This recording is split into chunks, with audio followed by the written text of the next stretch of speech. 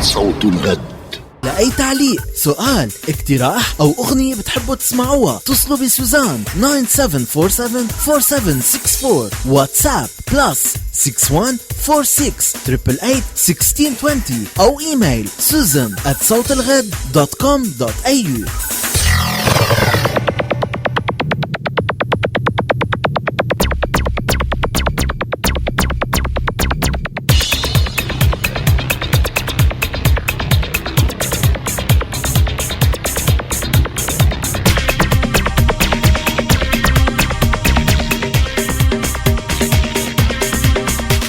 لقائنا التالي بتصور بهم كل الأهالي، خصوصا اللي عم يسمعونا هلأ أو اللي عم بيحضروا حالهم ليكونوا أهالي إن شاء الله قريبا. أكيد موضوع البداني بهمنا كلنا سوا. اليوم موضوعنا البداني أو السمنة عند الأطفال. ما هي أسبابها؟ دور الأهل في معالجة السمنة، وماذا يجب أن نضع باللانش بوكس، وشو لازم نستثني. كل هيدي أمور رح نحكي عنها مع أخصائية التغذية ريم بشور اللي هي جارتنا. ليلي عندهم أي تساؤلات بتقدروا تزورونا بصوت الغد ودقوا الباب عليها لأنه هي جارتي. أهلا وسهلا فيك ريم بشور عبر صوت الغد. تحياتنا. ثانك يو. اهلا فيك. وميرسي على القهوه امبارح. تسلمي. رح نبلش نحن وياكي اكيد مع لقائنا لليوم. برنامجنا لليوم اكيد حافل، ولكن هالفقره بالذات من اهم الفقرات اللي رح نقدمها لمستمعينا. اول شيء، شو هي اسباب البدانه عند الاطفال وكيف تبلش عاده هذه المشكله؟ البدانه النصاحه أو السمنة مثل ما بيسموها ببعض البلاد العربية. تفضلي. البدانة وزيادة الوزن ممكن إنه تبدأ بأي سن، حتى يلي بيجاوز السنتين.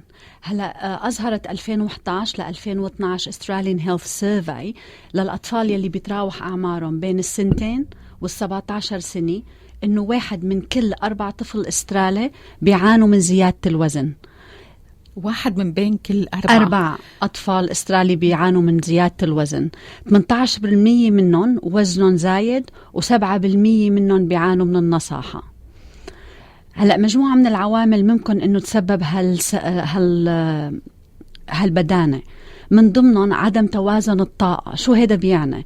هذا بيعني أنه نستهلك كيلو جولز أكتر ما أنه منحرق. الشيء الثاني، وسائل الراحة المتوافرة بحياتنا العصرية، وكلنا بنعرف هالشيء هذا. الشيء الثالث الخمول، انه ما بنمشي مثل ما كنا نمشي، ما بنتحرك مثل ما كنا ما نتحرك. هذا كمان عامل من العوامل.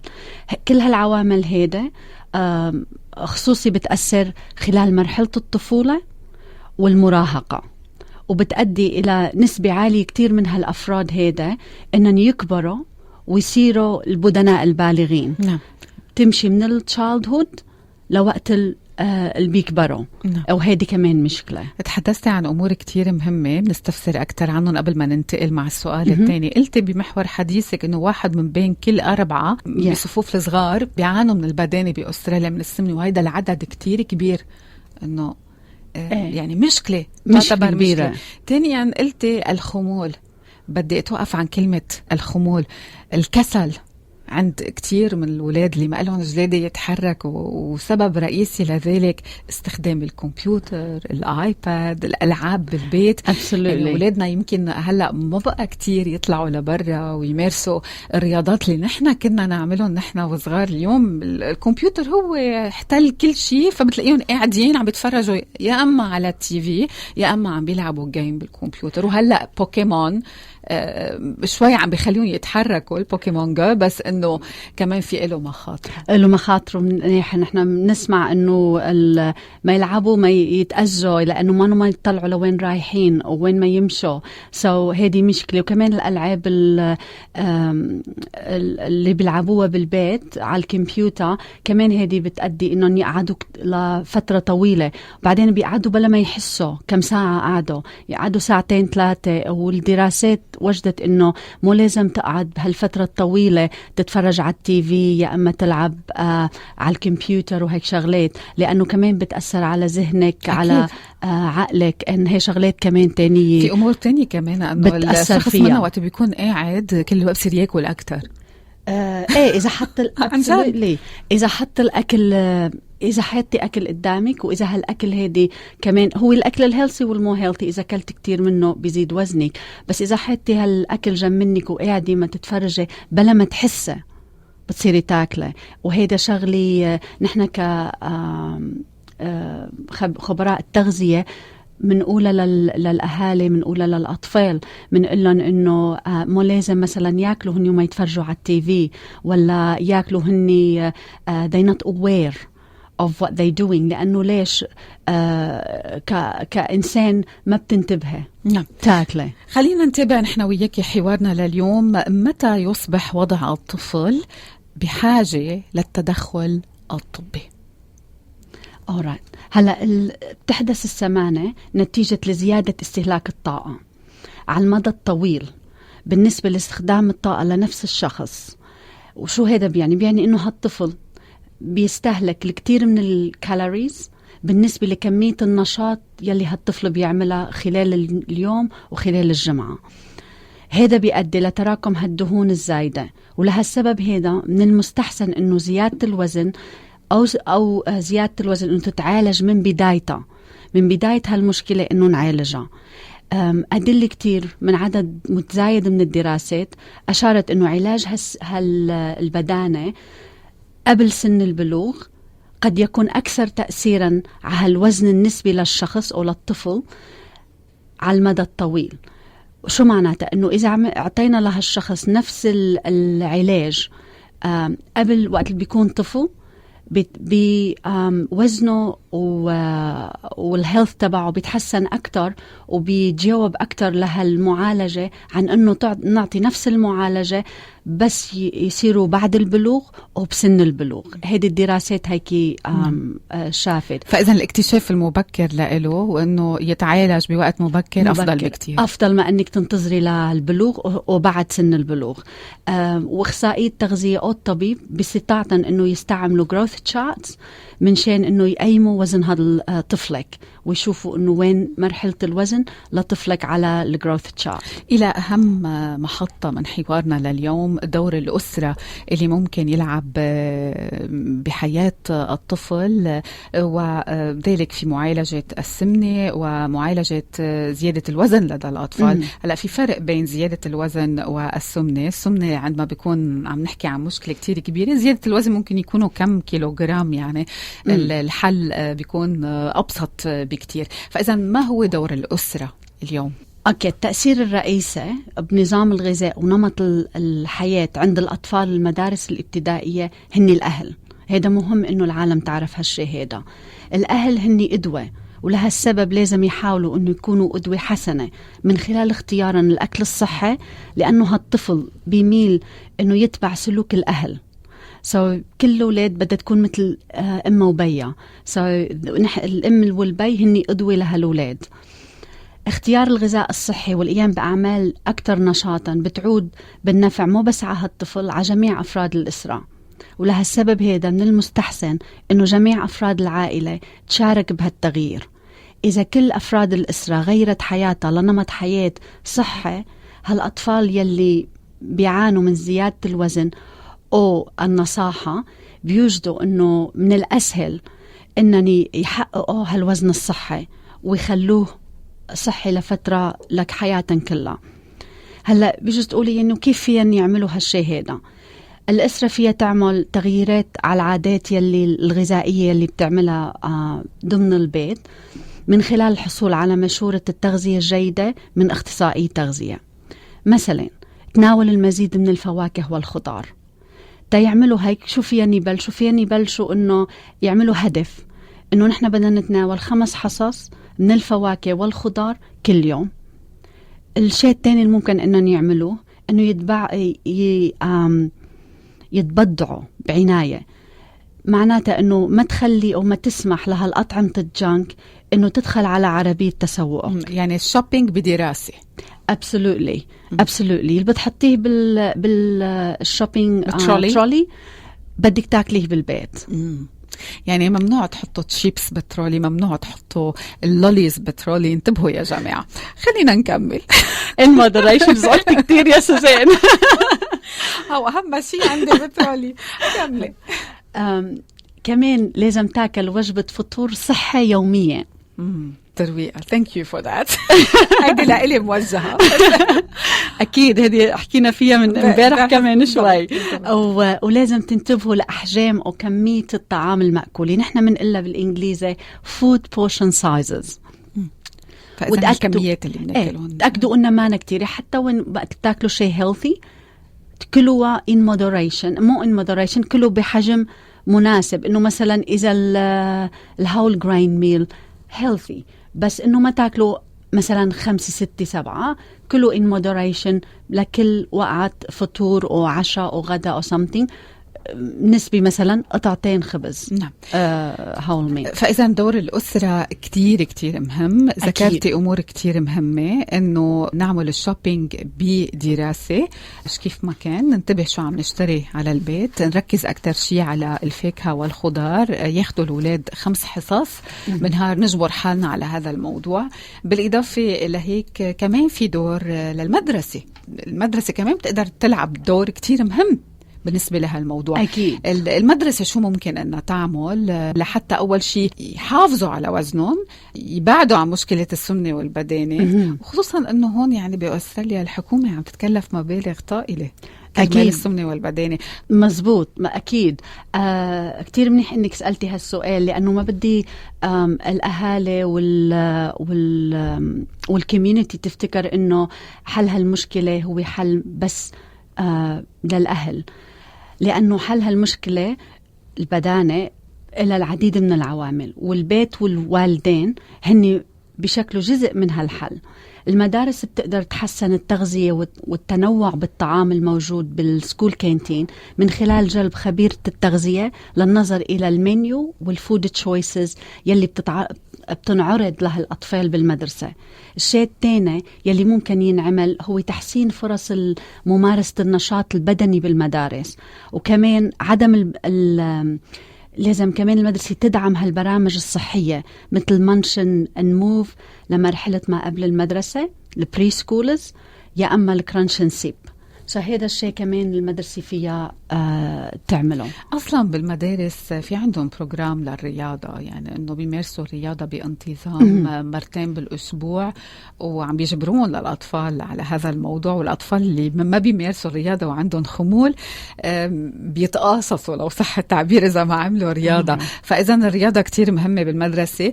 بدي أسألك بس بالنسبة للمدرسة، وهيدا يعني خارج إطار أسئلتنا، بتلاقي بالكانتين أحيانا لوليز مثلا عم تنباع، بتلاقي بالكانتين مثلا عم بيبيعوا بعض المأكولات اللي هي very high in calories، مثل البطاطا المقلية مثلا وغيرها من الأمور. هل يجوز الكانتين أنه تبيع كل هالأمور ولا لازم يخففوا؟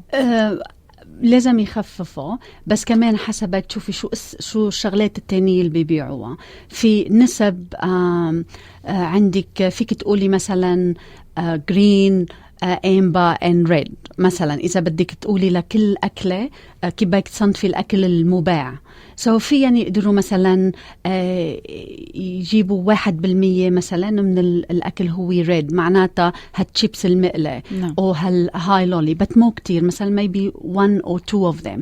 الأكترية الأكل لازم يكون جرين، وبعض الأكل لازم يكون أمبا، إذا بدك تفكري فيها هيك. يعني 1% بس يا جماعة. شوفوا كريمة كتير معنا ريم بشور اليوم. 1% بس لازم يكون للتشيبس ولللوليس، والباقي كله للجرين.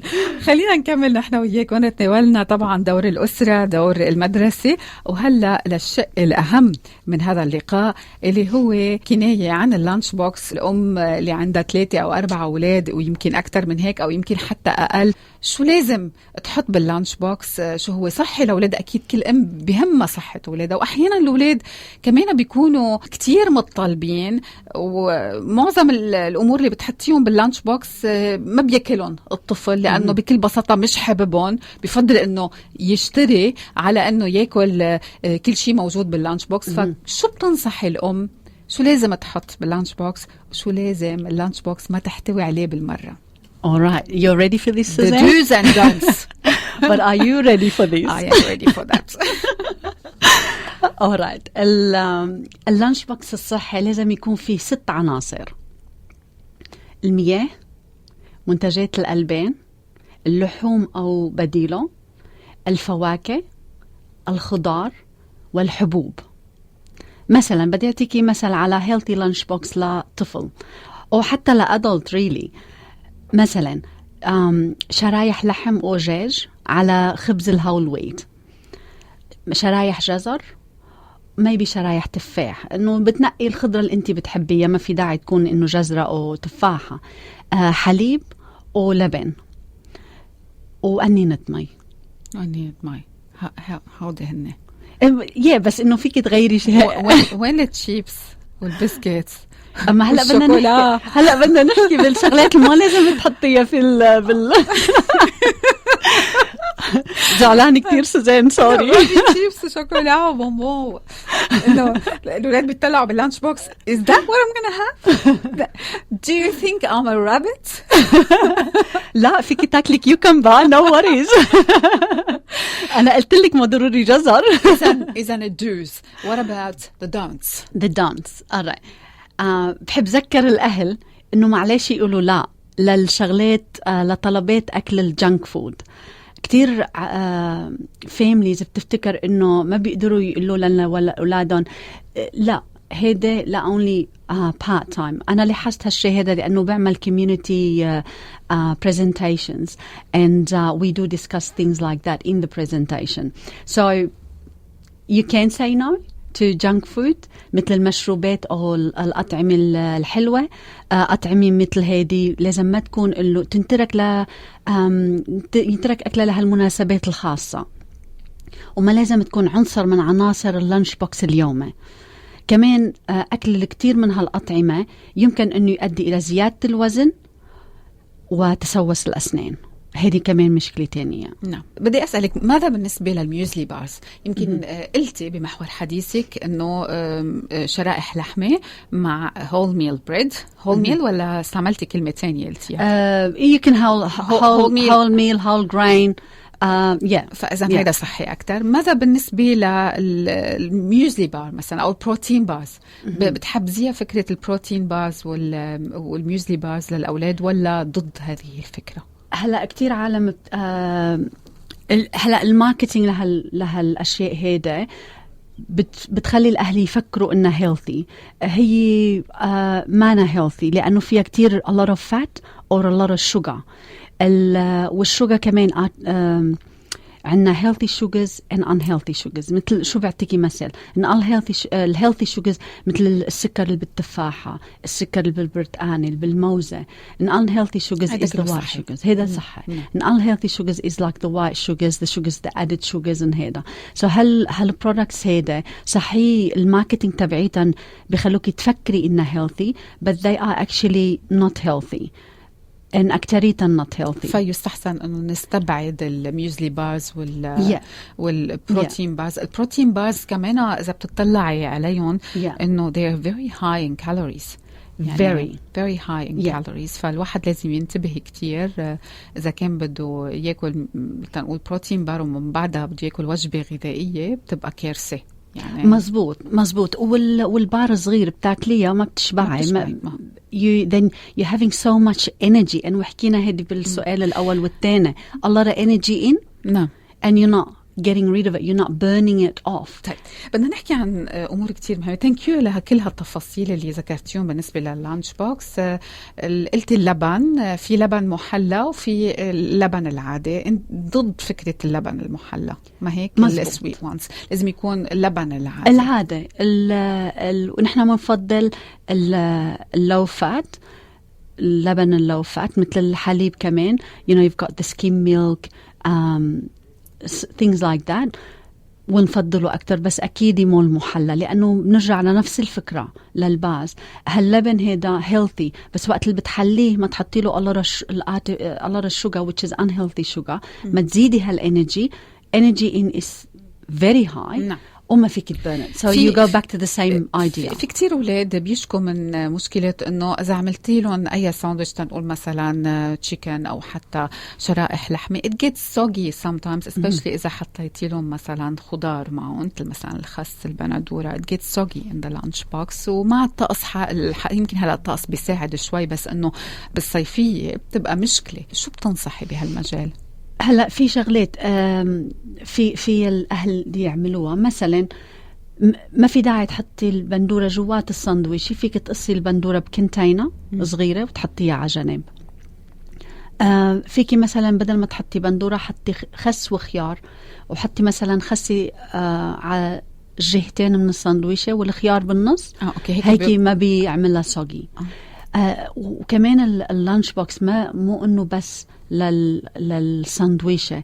اذا عملتي مثلا healthy pasta the night before فيهم ياخدوا باستا left over pasta. هيدا من الحبوب، هيدي بتروح على الحبوب. So it does not have to be bread, it could be something healthy that وحدة you've منهم. cooked. وحدة منهم. يا أما الباستا يا أما absolutely. Sometimes they feel like whatever you cooked before, or if you had baked dinner for example, bit of meat, bit of vegetables in there, and that would be your meat and your vegetables. قطعة بيتزا مثلا تكون صحية بس إنه تكون صحية. yeah.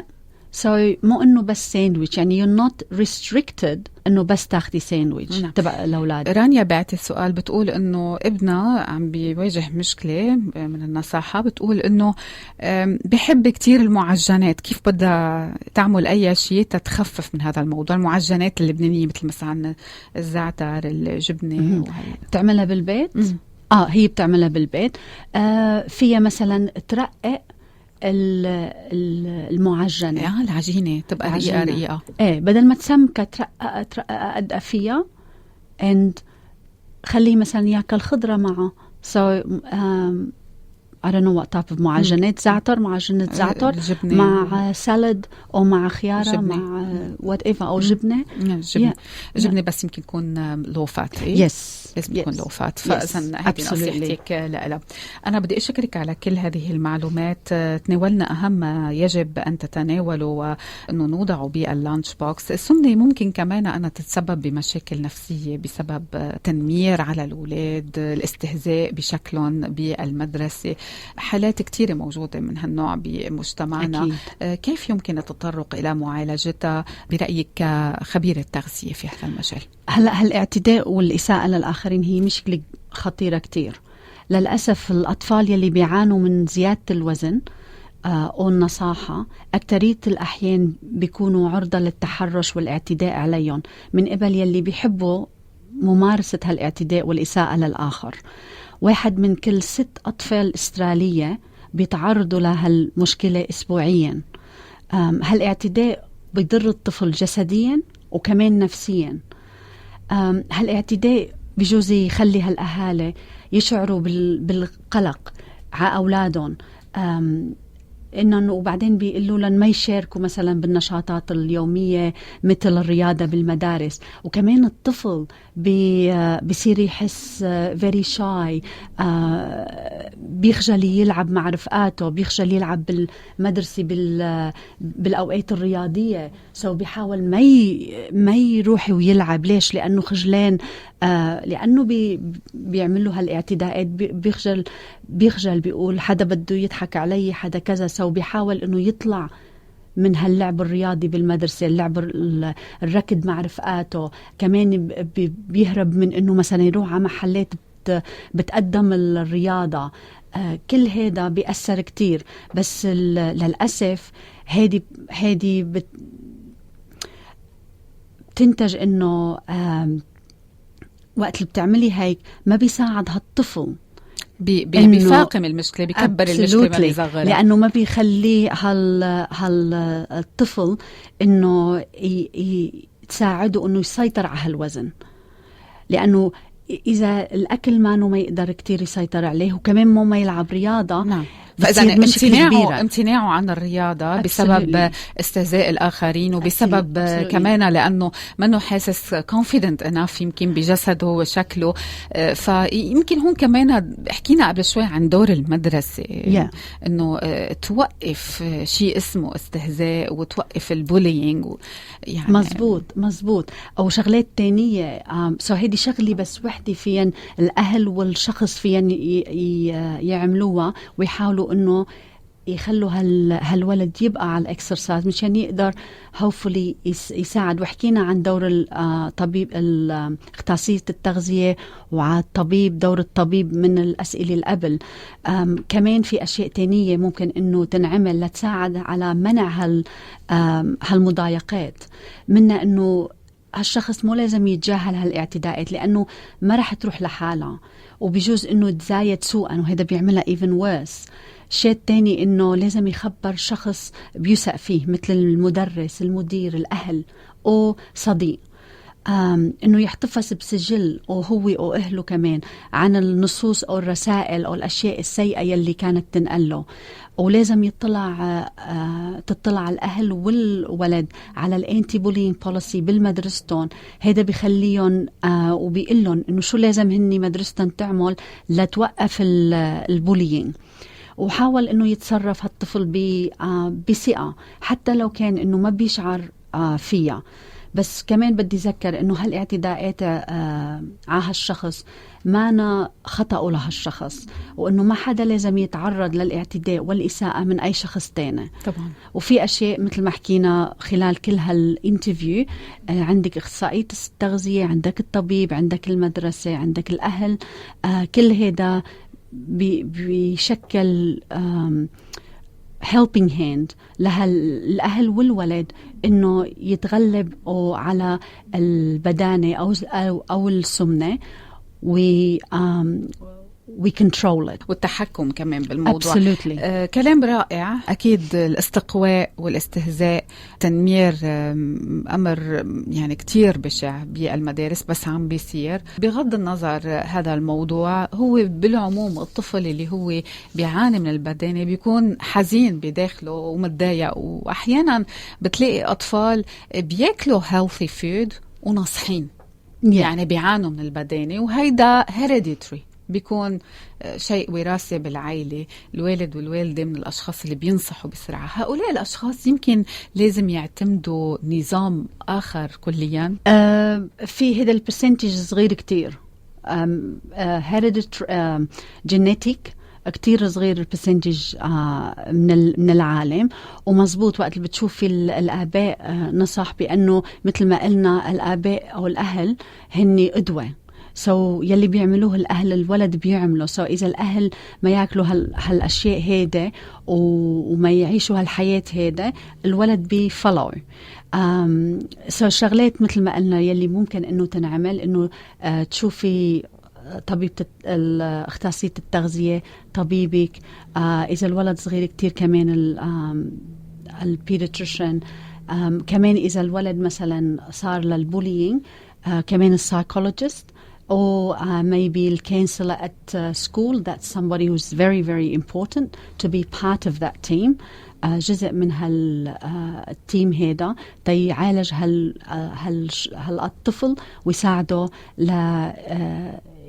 live a healthy life and control the weight. مستقبلا رح نبقى نتناول نحن وياكي موضوع معاكس للموضوع الخاص اليوم حكينا عن البدانة، الأنوركسيا وهوس المراهقين بالدايت وأنهم يكونوا بوزن مثالي مثل المودلز. رح نتناول هيدا كمان مستقبلا نحكي عنه أن الله راد. بختام هذا اللقاء شو بتحبي تقولي لمستمعي صوت الغد؟ وأكيد مع تحياتنا للجميع اللي عندهم أي تساؤلات بيحبوا يطرحوا أي سؤال بيختص بمجال التغذية فيكم توجهوا لصوت الغد على الinfo@sawtelghad.com.au أو susan@sawtelghad.com.au. إذا بيحبوا مثلا يجربوا شغلي من الهيلثي أو الصحي اللانش بوكس اللي حكينا فيه مرة بالجمعة we add one healthy things once a week and to get to their goal. So that would be good to take out of this session. شكرا جزيلا لحضورك معنا تسلمي. اليوم. أحبائي مشواري معكم بقي لغاية الساعة 11. نحن توقف أنا وياكم مع بريك صغيرة، نعود مع المزيد بعد قليل. كونوا معنا. صوت الغد.